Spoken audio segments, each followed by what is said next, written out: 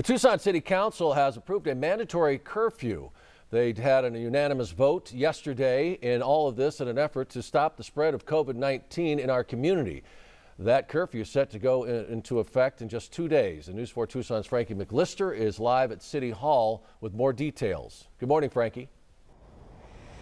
Sean, good morning to you. Yes, that curfew will go into effect this Friday evening. It'll last 3 weeks and will end on the 23rd of this month. And that's when health experts say that 3-week time period is enough time to kind of change things up and slow down the spread of COVID-19 in our area. Let me elaborate. Now, the curfew will be in effect each night from 10 p.m. till 5 a.m. and you can still leave your home for emergency services, just like essential supplies like groceries. And listen to this, you can also still go to a place of business like a restaurant. But city officials, they do hope the curfew signals just to all Tucsonans that it is safer, as we've heard, to stay at home and avoid all social gatherings. So we have to act, and frankly, it's probably too little too late to avoid seeing the infections and the fatalities that are going to continue to escalate through Christmas and beyond.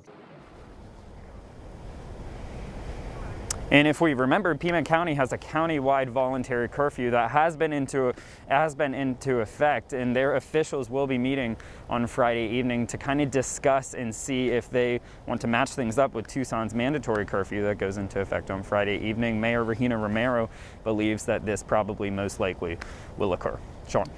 Now, Frankie, you mentioned that there are some places you can still go, like a grocery store, but what about some people who are involved in religious ceremonies or services? Are they allowed to do that? Great question, Sean. Those people do not need to worry as well. As I said about 20 minutes ago, the airport doesn't have any effect as well, in addition to religious services. So if it is part of your ritual to go to a religious service at nighttime, that will still be allowed. All right, thanks, Frankie. We'll check back with you in just a bit.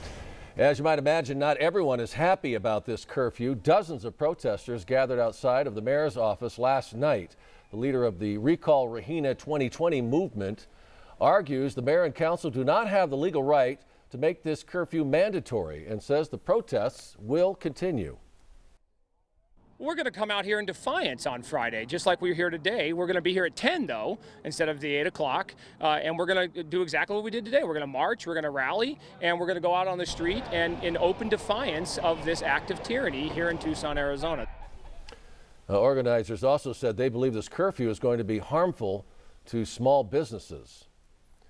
And local businesses do fear this curfew, and they believe it could be another blow to an already tough year. To help those who might be impacted, the mayor and city council unanimously approved extra relief funds.